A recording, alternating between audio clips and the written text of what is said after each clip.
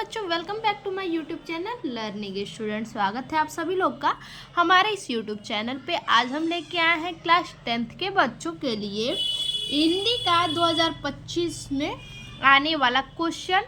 और ये जो क्वेश्चन है पूरे बुक से महत्वपूर्ण क्वेश्चन है। सिर्फ 11 ये टॉपिक है जो कि आप पढ़ लीजिएगा तो आपके 100 में 100 मार्क्स फिक्स है। Board exam, UP board exam के लिए इम्पॉर्टेंट क्वेश्चन आज हम लेकर के आए हैं। तो वीडियो शुरू करने से पहले आप हमारे चैनल को लाइक कीजिए, सब्सक्राइब कीजिए और प्लीज़ बेल आइकन को प्रेस करना ना भूलें। तो चलिए देखते हैं पहला क्वेश्चन क्या है। ठीक, आप इस वीडियो को कहीं पे भी स्किप मत कीजिएगा। देखिए पहला क्वेश्चन है खंड अ। खंड अ से हमारे क्या क्वेश्चन आते हैं, देखिए बहुविकल्पीय प्रश्न आते हैं 20 नंबर के। ठीक, बहुविकल्पीय प्रश्न आते हैं कितने नंबर के? 20 नंबर के हमारे बहुविकल्पीय प्रश्न आते हैं। देखिए अब उसमें है पहला, हिंदी गद्य के विकास का संक्षिप्त परिचय। हिंदी गद्य का विकास किस प्रकार से क्या हुआ, उसका संक्षिप्त परिचय से 5 ऑप्शनली क्वेश्चन आएंगे जो कि हिंदी विकास से जो रहेगा शुक्ल युग और शुक्लोत्तर युग, यही दोनों युग से आपके 5 प्रश्न रहेंगे। तो आप शुक्ल युग और शुक्लोत्तर युग को अच्छे से पढ़ के जाइएगा कि इनका विकास कब हुआ, किस सन में हुआ, कैसे हुआ, सब कुछ आप पढ़ के जाइएगा। इससे आपके 5 प्रश्न आते हैं 5 मार्क्स के MCQ में। ठीक, और दूसरा जो है पद्य से, ये तो गद्य से हमारा हो गया। दूसरा पद्य से है हिंदी पद्य के विकास का संक्षिप्त परिचय। हिंदी पद्य का विकास किस प्रकार से कब कैसे हुआ, इसका आपको संक्षिप्त परिचय देना है। ठीक, तो इसमें जो है कि रीतिकाल एवं आधुनिक काल है। रीतिकाल से और आधुनिक काल से आप पढ़ लीजिएगा कि इनका विकास कब हुआ, कैसे हुआ, सब कुछ आप पढ़ लीजिएगा। इसमें से भी 5 मार्क्स के आपके आते हैं। ठीक, यानी 10 मार्क्स आपके हो गए। तीसरा जो है वो है हिंदी काव्य, काव्य सौंदर्य के तत्व। काव्य सौंदर्य के तत्वों में से कौन कौन से काव्य सौंदर्य के तत्व हैं? रस, अलंकार और छंद। रस में से हास्य रस और करुण रस से आपका परिभाषा उदाहरण दे देगा, उससे आपको पहचान करना पड़ेगा। ठीक, तो आप अच्छे से परिभाषा उदाहरण याद कर लीजिएगा क्योंकि इससे आपका MCQ क्वेश्चन अब आएगा। ठीक, 2 साल से MCQ क्वेश्चन ही आ रहे हैं। तो आप हास्य रस, करुण रस, इन दोनों को अच्छे से पढ़ लीजिएगा, याद कर लीजिएगा, पहचान लीजिएगा। ठीक, अब अलंकार है। अलंकार में अर्थालंकार से आता है उपमा, रूपक, उत्प्रेक्षा। इनके लक्षण और उदाहरण आप अच्छे से याद कर लीजिएगा, पढ़ लीजिएगा। इनका भी जो है कि MCQ क्वेश्चन इनसे एक पूछा जाता है, उसमें से आपको ट्रिक लगाना होता है। छंद देखिए, छंद है सोठा छंद और रोला छंद। ठीक, लक्षण और उदाहरण इनके भी याद कर लीजिएगा। इसमें से भी आपको या तो सोठा छंद या तो रोला छंद, इन्हीं दोनों में से आपको MCQ क्वेश्चन एक देगा। यानी तीनों में से एक एक नंबर के MCQ आएंगे, 3 नंबर के, यानी आपके MCQ में 5, 5, 10, 3, 13 नंबर फिक्स हो गए। अब इसके बाद चौथा क्वेश्चन हमारा है, चौथा क्वेश्चन है हिंदी व्याकरण शब्द रचना के तत्व। हिंदी व्याकरण से शब्द रचना के तत्व 3 नंबर के आते हैं, जिसमें शब्द रचना का क्या है व्याकरण से? उपसर्ग है, समास है और तद्भव, तत्सम और पर्यायवाची शब्द है। ठीक, इसमें से आपको 3 नंबर के आते हैं। उपसर्ग में अ, अन, अधि, अप, यही सब आता है। जैसे अनन्या, अनुमान, देखिए अनुमान, उपभोक्ता, सहजीविता, अपमान, अधिनियम, ऐसे ही करके आते हैं। ठीक, तो इसे आप अच्छे से पढ़ लीजिएगा। इसमें से फिर है समास, द्वंद्व समास, द्विगु समास, कर्मधारय समास, बहुव्रीहि समास। इन चारों समास को आप अच्छे से पढ़ लीजिएगा, समझ लीजिएगा, क्योंकि इसमें से भी आपको MCQ ही आते हैं। आपको 4 ऑप्शन में से जो सही है उसको ट्रिक लगाना होता है। उसके बाद तीसरा है तद्भव, तत्सम एवं पर्यायवाची शब्द। इनमें से भी आपको MCQ ही आएगा। ठीक, तो इन तीनों को आप उपसर्ग, समास और तद्भव, तत्सम और पर्यायवाची को अच्छे से समझ लीजिएगा, पढ़ लीजिएगा इसमें से, क्योंकि आपको ऑप्शनली ही पूछे जाते हैं। अब तो आपका 13 और 3 16 हो गया। ठीक, 16 नंबर के आपके MCQ हो गए। पांचवा क्वेश्चन है संस्कृत व्याकरण। ठीक, संस्कृत व्याकरण 1 नंबर के हैं। इसमें व्याकरण में क्या पूछे जाते हैं? सर्वनाम। सर्वनाम में तद से आता है और युष्मद से आता है, तो इसको आप समझ लीजिएगा, पढ़ लीजिएगा। 1 नंबर के ये हैं, तो आपके 17 नंबर MCQ के हो गए। अब देखिए क्वेश्चन नंबर 6वां है वाक्य का स्वरूप। वाक्य का स्वरूप आता है, वाक्य का क्या स्वरूप होगा, मिलता जुलता जैसे क्या होगा, तो वो एक आपका आता है MCQ में, तो यानी 18 नंबर आपके हो गए।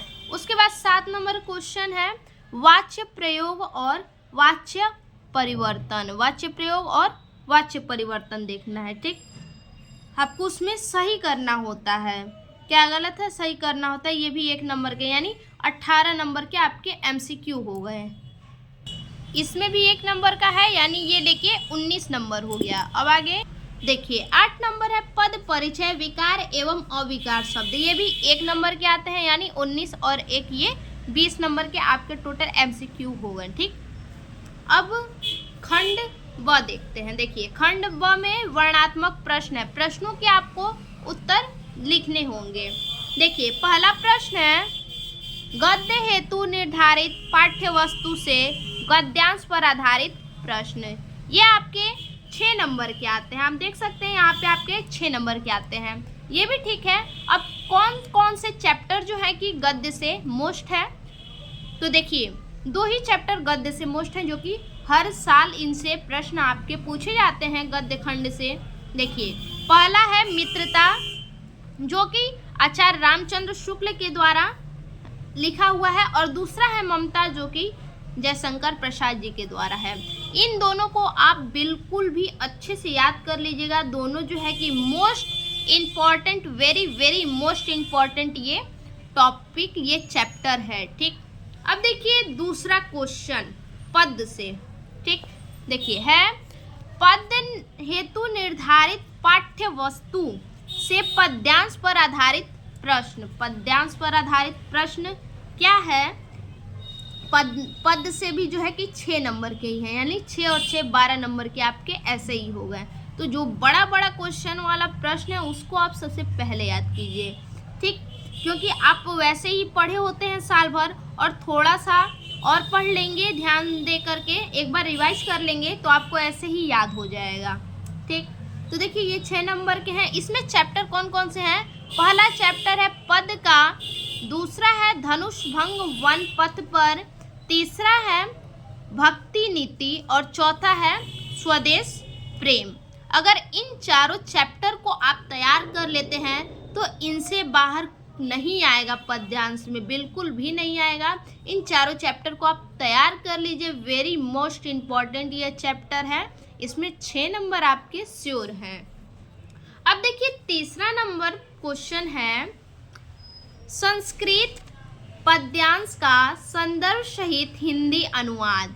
ये क्वेश्चन आपके 5 नंबर के हैं, और देखिए इसमें जो चैप्टर है पद्यांश से, संस्कृत के पद्यांश से जो चैप्टर है मोस्ट इम्पॉर्टेंट चैप्टर, पहला है वाराणसी, दूसरा है वीर वीरेण पूज्यते, तीसरा है भारतीय संस्कृति, और चौथा जो है प्रबुद्धो ग्रामीण। ठीक, ये चारों जो है कि इम्पॉर्टेंट हैं। ये केवल पद्यांश नहीं बल्कि गद्यांश के लिए भी यही चारों चैप्टर इम्पॉर्टेंट है। अगर इन चारों चैप्टर की आप तैयारी कर लेते हैं तो आपके पद्यांश और गद्यांश दोनों से आपके 5-5 यानी 10 नंबर आपके फिक्स हैं। इसलिए आप इसको अच्छे से याद कर लीजिए, पढ़ लीजिए, इनके अर्थ को समझ लीजिए। अब अगला क्वेश्चन है 4 नंबर संस्कृत गद्यांश का संदर्भ सहित हिंदी में अनुवाद। ठीक, अभी हमने यहाँ देखा पद्यांश में, ठीक, और यहाँ पे क्या है गद्यांश में। गद्यांश में भी हमने बताया सेम चैप्टर है, आप देख सकते हैं यहाँ पे, देखिए बिल्कुल सेम चैप्टर है। अगर इन चारों चैप्टर की आप तैयारी कर लेते हैं तो आपके 10 नंबर फिक्स हैं बिल्कुल, तो आप अच्छे से इन्हें पढ़ लीजिएगा। ठीक, अब देखिए 5 नंबर जो हमारा क्वेश्चन है अगला, देखिए 5 नंबर हमारा क्वेश्चन है निर्धारित खंड काव्य से कथानक, चरित्र चित्रण एवं तथ्य आधारित प्रश्न। यानी खंड काव्य से आपको प्रश्न देगा, उससे आपको चरित्र चित्रण या तो उस पे आधारित प्रश्न जो होगा उसका आपको आंसर लिखना पड़ेगा। तो हमारे गाजीपुर जिले से है ये जो है कि खंड काव्य, ये जिला वाइज करके आता है। तो हमारे गाजीपुर जिले में जो है कि मुक्ति दूत है। कौन सा है? मुक्ति दूत खंड काव्य है हमारे गाजीपुर जिले में, जो कि गांधी जी की कहानी है। इसमें देखिए गांधी जी की कहानी है और क्या देगा, गांधी जी का चरित्र चित्रण देगा या तो उनका सर्ग कोई दे देगा लिखने के लिए।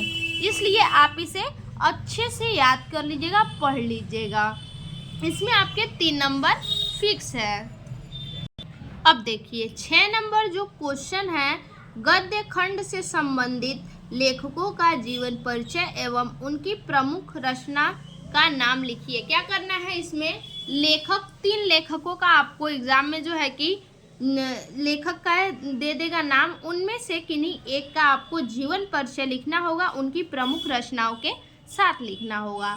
तो गद्य खंड में जो है कि गद्य से जो लेखक हैं वो इम्पोर्टेंट लेखक कौन कौन से हैं, देखिए पहला जो है आचार्य रामचंद्र शुक्ल जी, ये वेरी मोस्ट इम्पॉर्टेंट कवि हैं। इनका जो है कि जीवन परिचय हर साल आपके एग्ज़ाम में जो है कि आता है, इसीलिए इनको आप ट्रिक लगा लीजिए, वेरी इम्पॉर्टेंट जीवन परिचय, ठीक है। अब दूसरा है जयशंकर प्रसाद, इनका भी वेरी इम्पॉर्टेंट है जीवन परिचय। और तीसरा जो है राजेंद्र प्रसाद, इनका भी आता है, इनको भी आप पढ़ लीजिएगा, ठीक। इन तीनों को आप अच्छे से तैयार कर लीजिए।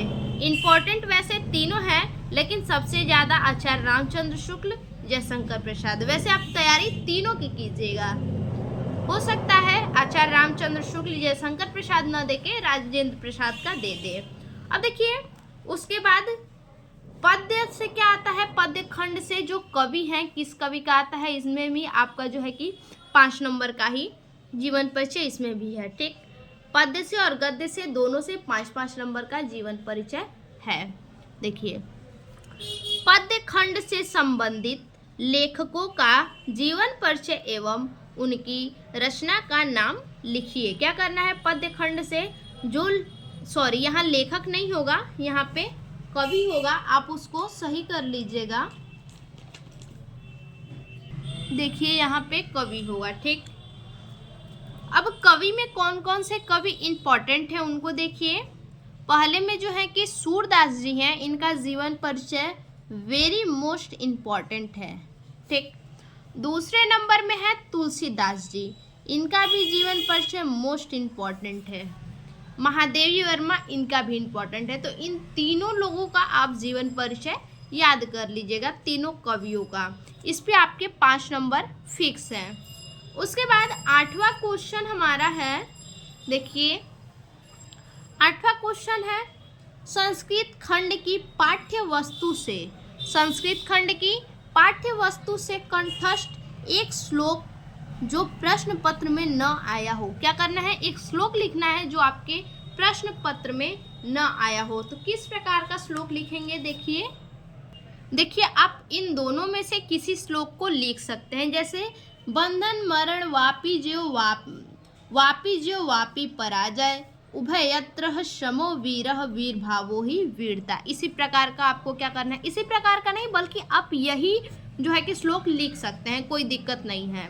उसके बाद या तो आप दूसरा लिख लीजिए, अगर दूसरा याद है, आसानी हो रही है तो, सर्वे भवन्तु सुखिनः सर्वे सन्तु निरामया सर्वे भद्राणि पश्यन्तु माँ कश्चित् दुख भाग भवेत्। आप इसमें से कोई भी श्लोक लिख सकते हैं, आप चाहे तो इसका स्क्रीनशॉट ले लीजिए। अब देखिए 9 नंबर हमारे क्वेश्चन है, 9 नंबर क्वेश्चन है ये हमारे पत्र लेखन, ठीक। कौन कौन से पत्र इम्पॉर्टेंट है, ये पत्र जो है कि 4 नंबर के आते हैं। देखिए इम्पॉर्टेंट पत्र जो है, पहला पत्र जो इम्पॉर्टेंट है वो है आपका छात्रवृत्ति प्राप्त करने के लिए, छात्रवृत्ति प्राप्त करने के लिए अपने प्रधानाचार्य को पत्र लिखना है, ठीक। उसके बाद शुल्क मुक्ति हेतु क्या करना है, फीस माफ़ करवाना है, उसके लिए प्रधानाचार्य को आपको पत्र लिखना है। उसके बाद बिजली समस्या का निवारण हेतु पत्र लिखना है, यानी बिजली समस्या के निवारण के लिए आपको क्या करना है, पत्र लिखना है नगर पालिका में। उसके बाद है आपके क्षेत्र में व्याप्त गंदगी, नगर पालिका अध्यक्ष को पत्र। आपके क्षेत्र में क्या है, बहुत ज़्यादा गंदगी है, आपके मोहल्ले में, गांव में, शहर में क्या है, बहुत ज़्यादा गंदगी है, उसके लिए आप नगर पालिका को पत्र लिखेंगे। इन सभी पत्रों को हमने वीडियो में डाल दिया है, आप वहाँ से देख लीजिएगा, ठीक। उसके बाद देखिए 10 नंबर क्वेश्चन क्या है, देखिए 10 नंबर क्वेश्चन है हमारा संस्कृत खंड की पाठ्य वस्तु पर आधारित प्रश्नों में से किन्हीं दो का संस्कृत में उत्तर दीजिए, ठीक। ये आपके जो है कि 4 नंबर के हैं। अब देख लेते हैं इसमें भी कौन कौन से क्वेश्चन आते हैं, ठीक। इम्पॉर्टेंट क्वेश्चन हम आप लोग को बता देते हैं, देख लीजिए। देखिए पहला क्वेश्चन है जो वो है वाराणसी नगरी केन संगम स्थल अस्ति।